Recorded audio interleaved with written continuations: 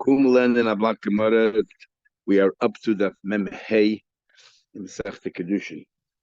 So we are learning now about first we learned about a Naira, if she can have the ability to accept her own Kiddushin. And now we are learning about a Ketana, a young minor, if she can accept her own Kiddushin. We said no, but what happened if she did? So we had Shmuel, Rav and Shmuel, who both said that if a Ketana accepted Kedushin, and we're talking about an instance where the father did not reject it out of hand. If he did, there's nothing to discuss. He's talking about the father kept quiet. So how do we view that? We're not sure exactly. It doesn't matter. He tells us later. It's what happened at that moment. So therefore, Shmuel says we have to take all possibilities in mind. And Rav and Shmuel, they say that maybe he consented, he's a get, maybe he didn't. We did miyun. And we had Ula who argued. So we're up to that Mem Hey Amid Aleph. We're continuing discussing the laws about a Ketana. The 2 dots, 7 lines from the top of the page, or 8 lines. Itma we learned. What happens? This girl went ahead and had this Kedushin, and we said before you need a get, you need a miyun, right? You need a get because maybe the father could have consented. You need a miyun, maybe the father would not have consented, and then people, which means that what? That really there's no marriage at all, then people will think, but we saw her receiving a get, so she was married. That means if this man then goes ahead and gives a kedushin to the sister, they'll say, there's nothing to discuss it because the sister of your divorcee. But in reality, she was never married, and therefore the kedushin would have been chal. So we make a meal so people realize more to the story than that. What happens if this man died? Because if the husband dies, you marry the brother. And we treated that there's a possibility that maybe she is married to the person. So now we have another variable there. Maybe. So what do we do here? In this instance, says the Gemara. Eat what we learned. Maze. Let's say she went ahead and she went to receive kedusha without her father's knowledge. Then and this person that her husband to be, Maze died. And now she is perhaps tied to his brothers liyibum for yibum. What do we do? This is what you do. Mam enes lemam moray. If one of the brothers gave her a maimer, which we learned before, which means gave her kedushin mataita, it's meaningless. To mataita, you bonded already, and the only thing that cements that is having intimacy. But midrabanan, we say, well, if you gave her a maimer, if you gave her kedushin, you have to go through the motions of gittin. Number one, and number two, we said that none of the other brothers can marry her. So if there was a maimer between one of the brothers, she has to be mine. She has to veto it. She has to. In other words, she receives the get, like we learned before. Plus, because every maimer needs a get. Plus, she does a min. A min together with a get. You can't just take a get for the maimer because then people will think that she is a divorcee, and then the sister of a divorcee doesn't get a, what do you call it? Is a problem of people think, oh, there's no kedushin there, but in reality there might be because maybe they were never connected in the first place. And here there's 2 issues. First of all, we have no idea the father was ever happy with the first marriage. Now we have no idea if the father's happy with the second marriage. When this second person gave her a mind, the father again is not aware of what's going on here. This girl is obviously doing a lot of interesting things behind her father's back. A precocious girl under 12 years old and living such a life.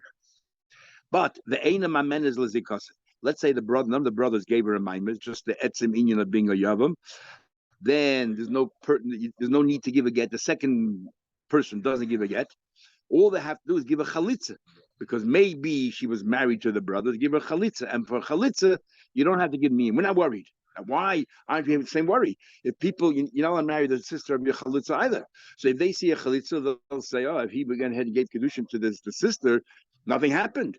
And Emerson could be, there was never a tie in the first place, and there would have been a proper kedushin. Yeah, what's the difference if we thought she's a divorcee or if we think she's a chalutza? Gemara will explain. Keitzad also by maimer tzich get. So this Gemara explains. If one of the brothers made a maimer, you need a get for that maimer, but you need a chalitza because maybe she was, married to the first guy, and therefore you need a chalitza. What tzich mean? You need miyun. Could be don't want people to think that that she was that she had got to get that she was ex-wife, and then they'll think that if this particular person gives kedushin to the sister, there's no kedushin at all. When in fact it's very possible there's mamish kedushin. And more explain. You need a get. Maybe the father was very happy with the second kedushin, so she's married to the second guy. And maybe the first guy was not married to. Maybe the father was not happy with the first guy, the brother who died. Remember, the father has no idea what's going on from beginning to end. Maybe when he found out that she was married to this Reuben, that schlock, not interested in schlock, but the second guy, he was a nice guy. So the second marriage might have been a proper marriage, mahatoida. So you need a get for that, even though he gave it as being thinking it's a yavam, a maimed, but really it could be a proper kedushin.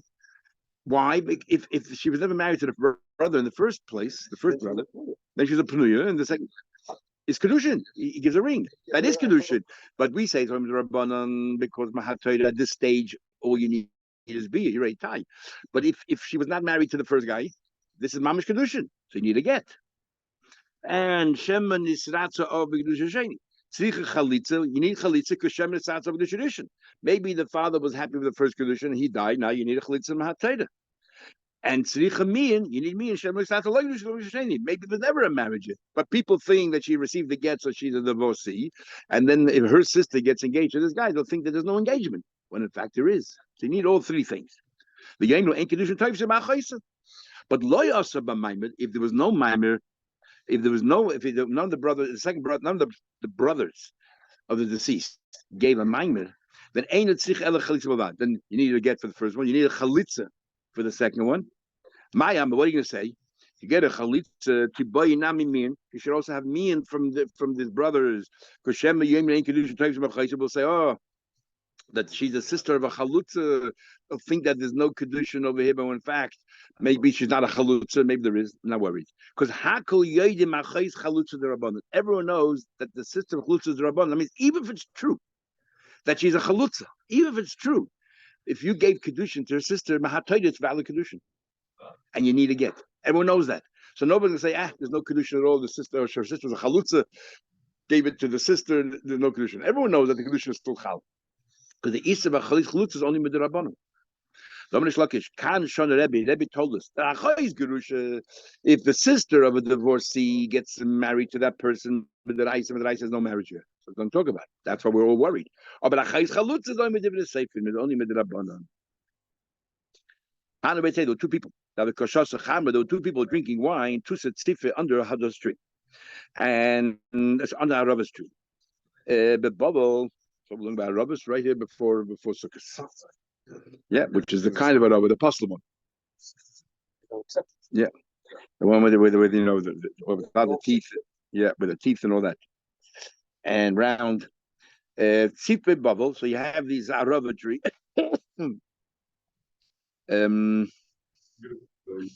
Or actually, it might be mats. Shokol chad menayu. One of them took chassid the chamra, took a cup of wine. Yob lelechadis. I was done. Two people were sitting there facing Geschäft and they're talking, and one of them pulls out a cup of wine. Ahmad, he says, you know what? I have a beautiful daughter. You have a beautiful son. What are you wasting our time for? I want your daughter to be Mekudesh to my son. And the question, now we know a father can marry off a daughter if she's a minor. But where do you hear that a father can marry off a son? Even you want to say, in other words, that if a daughter gets married without her father's consent. And what, like Rabbi Shmuel said, maybe the father agreed. Or to say that what? Definitely the father cannot act on behalf of the son. Nobody's going to say that maybe the son consents, right? Maybe the son consents, and we have something Kiddushin now. I'm talking about a case where the son didn't say anything. That we don't say at all. Why? Because when it comes to a daughter, we say at the end of the day, maybe the father's happy because he's happy. Because a girl needs someone to provide for her. But when it comes to a guy, Rashi says, Dayik v'nosid. Guys, they do the homework. They do diligence before they get in. They're not so hard pressed. So therefore, and since the father has no control over his son, why would you say Shem Esratza Haben? There's no ground for it. Unless the son specifically made the father his shliach and told him, go find me a shidduch. Says the Gemara, maybe Taka, the father the shliach. How you know the father's not a shliach? Maybe the father's a shliach, and therefore, and let's put on a case we can't ask the father; he's no longer around. Let's say maybe the shliach, and therefore the confusion is valid. That's interesting. One of the chutzpah to ask your father, I want you to work, do a job for me. Okay, maybe the son doesn't have the chutzpah. Why is that a chutzpah? I didn't understand. Why the chutzpah to ask your father if you're going to you travel? I don't travel. If you see a nice girl, yeah, if you see a girl, the word is not finding me. The word is you should be my agent. You should passionate. Yes, somehow or another, so passionate of the father should be working for you. That's what basically what it is. I don't know. Would you? But a father would be happy. I don't know. I guess in those days that's what it was.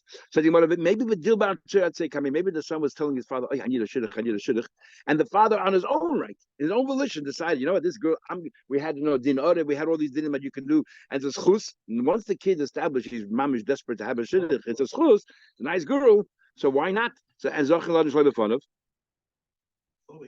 And interesting, Rashi says over here, the point is, Rashi says here that Schiyim Tam Shlichus. Rashi, because remember I told you, there's a big machlek is Schiyim Tam Shlichus or not. In some places Rashi says Schiyim Tam Shlichus, in some places Rashi seems to say not. Here Rashi says, Va'ov Nasa L'Shliach Me'ela V'Zachin Lo Shavefana. Interesting. I never saw anybody quote this Rashi, but it seems that Rashi clearly is saying here that Zachin and Shlichus is one and the same. That's Chus, is an extension of Shlichus. Omar. Anyway, so why don't we take that into consideration? Because he holds Ravina the whole word of Rabbi Shmuel that we say that maybe the father is masking, and then based on that you want to say that maybe the son is masking. We don't no such maybes. Other name. There's no maybe. We don't say maybe. You don't hold Rabbi Shmuel that maybe the stratza are. And surely the son should make the father shliach, but we don't assume that unless we heard it clearly. So the Gemara, who gave the person the Kaddish, Bekisha, the Yarka, a person went ahead and gave Kiddushin, he gave a bundle of greens, of vegetables, without her father knowing. Beshuka in the market. Amar Ravina. No, we're talking, so this is again, Tana. She accepted Kiddushin without her father's knowledge. Rav and Shmuel. Okay, now we have a machlekes, Ravina, Azam Shmuel. We had Ula before. But Rav and Shmuel say that we say Shema Nisratza of. What happened was, two things wrong here. It was out in public. Remember, Rav gave Malkus to somebody who would make Kiddushin in public. And the second thing is, he gave something pretty cheap. Some vegetables wrapped up over there and gave it to not a ring or a piece of silver, some vegetables or a fruit even. Amar Ravina. Even Abba Shmuel will say that maybe the father agrees. Covered. If he treated his daughter with dignity, okay. You insulted her, you humiliated her. Like, no way that any father would put up with that. What bothers him the most? What bothers him? Is it bother him the fact that he gave him something so cheap, some vegetable that he might have picked in his back garden? Or is it because it's out in public in the street? Let's say he gave him something chashiv, but out in public. Or discreetly gave him something cheap, but nobody saw. My Amalei said, both are humiliating. Either one is no good. So even though we say that Tobla Mesa Town do, there's a limit.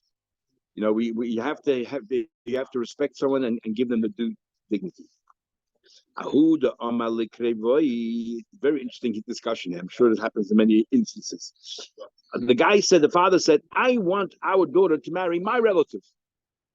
And she says, Likreva. She said, no, I have better family than you. I want our daughter to marry one of our relatives. Kafte, she persuaded. I know, but let's not say I know, but how can she force him? So let's cajole. So how can, she bothered him and nudged him and nagged him and pestered him until eventually he relented. So, okay. I'm asking. We'll go and marry your relative. And what happened was they made a big party. They made a Sudas Kiddushin, made a big party. And they invited all the cousins. The cousin that the father wanted also was there.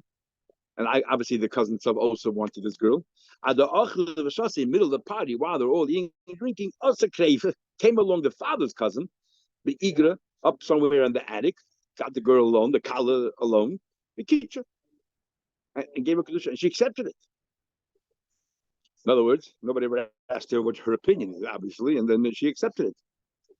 Now, what happened was, they didn't give her, there's a party, And the Rav is going to come, and they're going to do they'll go through the whole thing, and then do the Kiddushin. The Rav didn't come yet; he was running late. So, as a result, the Poyel, she received Kiddushin. Now, a Katana can't receive Kiddushin. The only thing is Shemin is Sratza of. In this case, are we? On one hand, he taka wanted that cousin. The thing is, he relented and agreed to his wife. How do we understand that? Do we say that even though he agreed to his wife, he still doesn't really want to, but he just doesn't want her to annoy him? Or he taka changed his mind and agreed with her, so therefore don't talk about it. How do we understand the psyche of this man? And this is a general shaila when you have a discussion, a debate, or dispute, and eventually one party agrees to the other party. What's the shot? Right. Yeah, so, yeah, but kafse, it's one thing you have a discussion and you agree. Kafse, she pestered you, and then eventually, or vice versa. What's shot? Oh, now we're going to find out. Amar Abaye. Abaye says, Ksiv, it says in Pasuk, She'edis Yisrael lo yasa avla. We are not worried that the father might be chayshish. Why? Because no way that he would lie. He wouldn't do something wrong. He told his wife, I agree with you, and then behind her, I think he'll be happy that someone else. No. We don't believe that a husband would do to betray his wife in that way. You don't lie. Rabbi says, you don't have to even say that. I'll say, Pashat, Chazaka, now that he spent money on this party, Chazaka, we had this in also, Ein Odom Toreh Masuda Mafsid. He's not going to make a whole party for one person and throw the party out, and so on and so forth. So because he spent money, but the question, the problem with this, the problem with the Rabbi Svari is, so why can't the party just move over to the other guy? Push this chassan out. It's not mafsida. Push this chassan out. It's the same cousins. So what's going to happen is her family's going to storm out of the place. Sorry.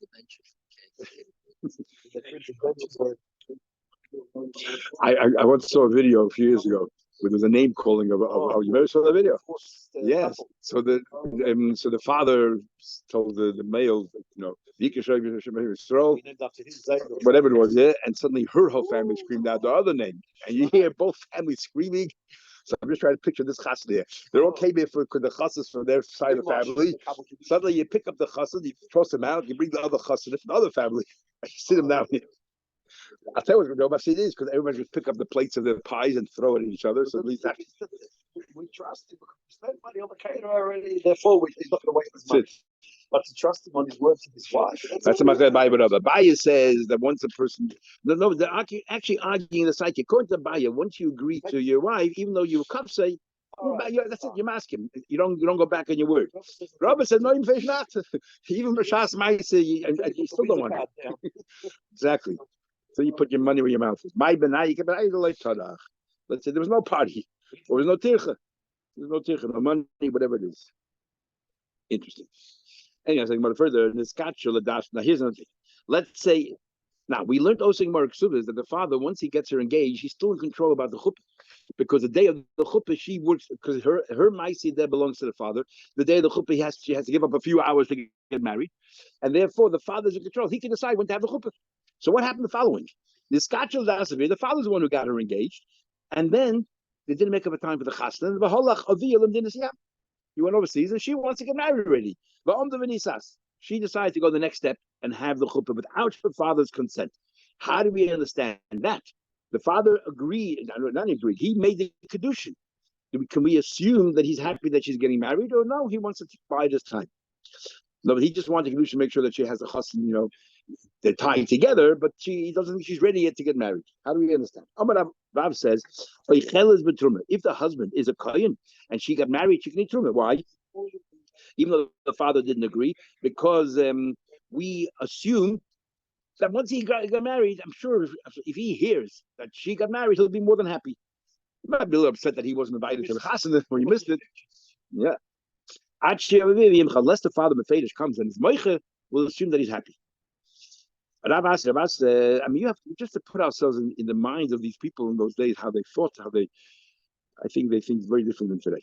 Anyway, who knows if he's coming back? Okay, I can see that as well. Sorry? Because the father has to consent when the day of the chuppah is, because he has to give up his rights.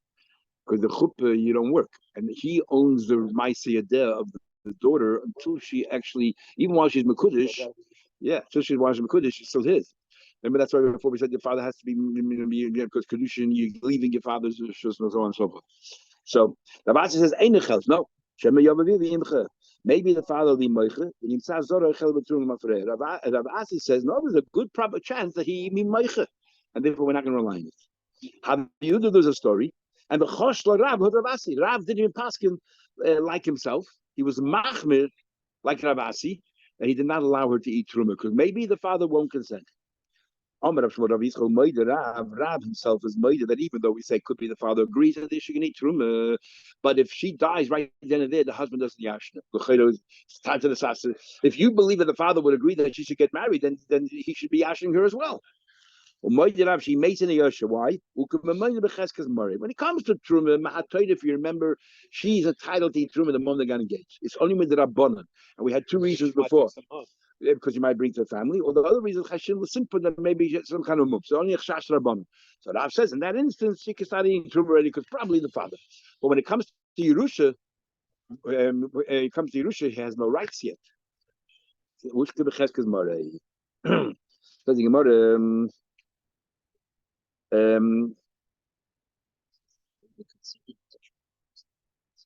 So saying as far as technically we had Yehuda, they were gas sleeper, they used to live together even before they got married.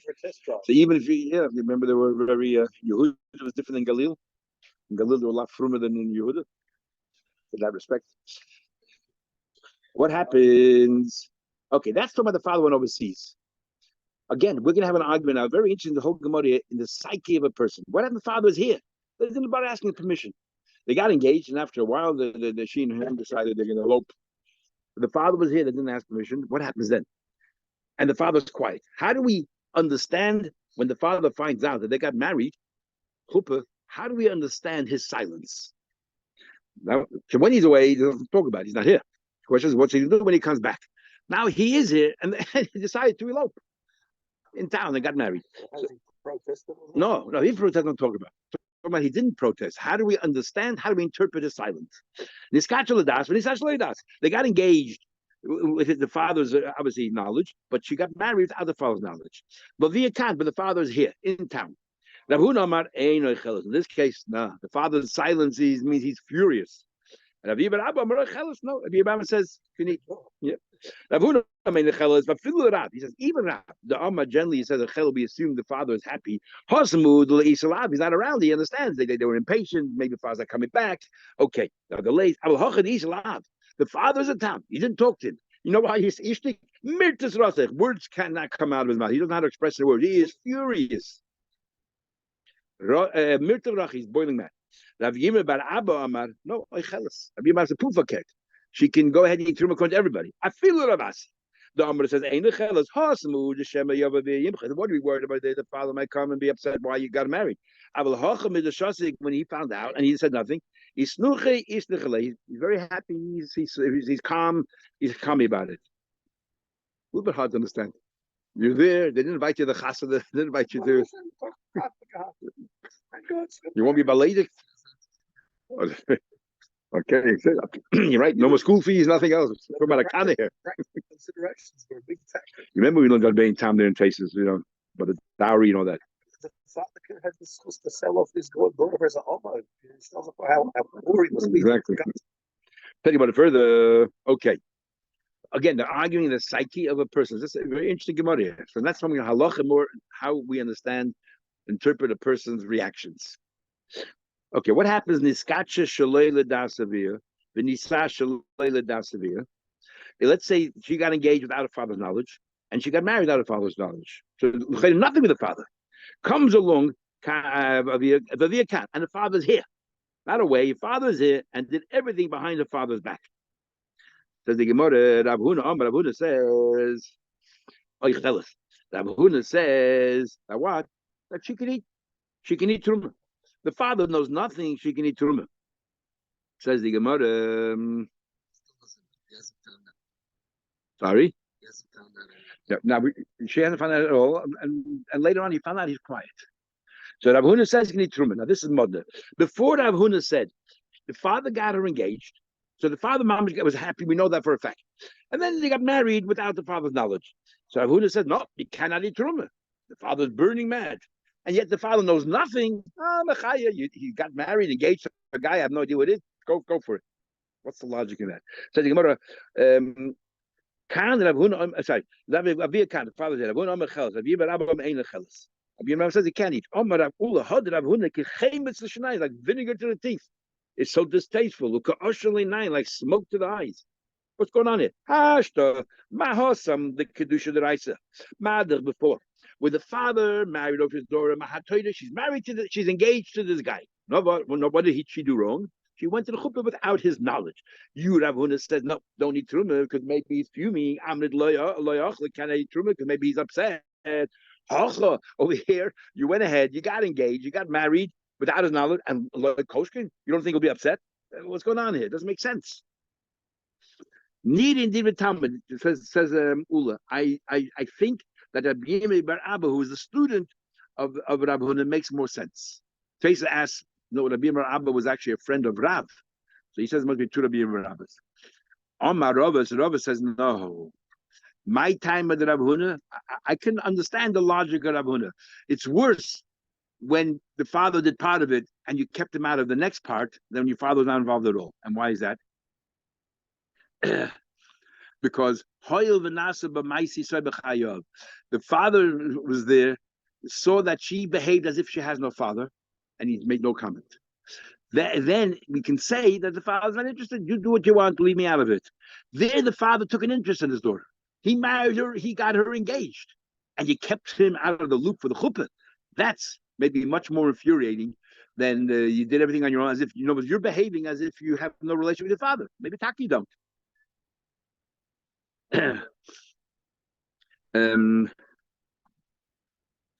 So interesting. Again, we're discussing the psyche of a person here. It's fascinating how each one understands a person's behavior so differently, and definitely must be at the times how how people may react. Today, people might react very differently. So it's really dependent on whether at the end of the day is. Because if he doesn't agree, then she's only engaged, allowed to eat with Rabban. Eat what we learned. But in the meantime, no, because the father comes up and tests. That's the machlekes. That's the machlekes. If sorry, beginning we had Rav says, until we know the father protests, you can continue eating. And the other one says Ravasi says you got to wait. And then Rav himself was machmir like Ravasi. So at the end of the day, he himself followed Ravasi. So he didn't follow his own opinion. Let's just go to the Mishnah. Eat what we learned. Still talking about a Ktana. A Ktana sheniskacha shalayla dasavia. A Ktana got engaged without her father's knowledge. That's what we're talking about. Omar Rav. So Rav says, they can both change their mind. In other words, since if the father married her, she can say no from Heimbus Morgan, she has no say in the matter. But since when she received let's say if she could go ahead and change it. When she received the Kiddushin, her father had no say in it, was not involved. So the Kiddushin is not really a Kiddushin, right? We're waiting to see, does the father agree, doesn't the father agree? So if Kol's man, we didn't hear the father agree, she herself can change her mind. It's not like the pshat is, okay, she got the Kiddushin, now let's see what the father does. She has the right to walk out. Kol's man, the father didn't, he wasn't aware of it, didn't give us an opinion. One way or another, she can walk away. Says the Gemara, Ravasi says, Ravasi says no. The father has a right. She is found. Once she accepted the condition, she is stuck until the father comes along and says no. Otherwise, she is married to the guy. Once she accepted, she accepted. Ravasi asked Ravasi a question. You say that the girl is stuck. Ask Ravasi, it says in the pasuk, im moyen yevoyin avia. It says in the pasuk that if moyen yemoya, double mean, double neg, she wants to walk out. Is what it's called. If the father doesn't want to give the daughter over to this person, Aili Ella avia. All we know is that it's up to the father. Now the father can say, I'm not interested in this Kiddushin. After you would have seduced, whatever, I'm not interested. He adds him a 9. How do you know that she herself also has the right to veto? There are two people who have a right to be mine, the father and the daughter. We're talking about over here is that this man seduced this young girl to marry. If the father says no, then he has to pay, the shkolim whatever for being mafat to her. But it says money, which means that she also has the right to say no, I'm not interested, even though he seduced her, so she accepted, and now she has the right to say, I'm just getting married. Mikoma. So that's a kasha. You Ravasi says of the Elohi, she has no right to the means. It's clearly that she has a right to the means. Amaluhu Rav.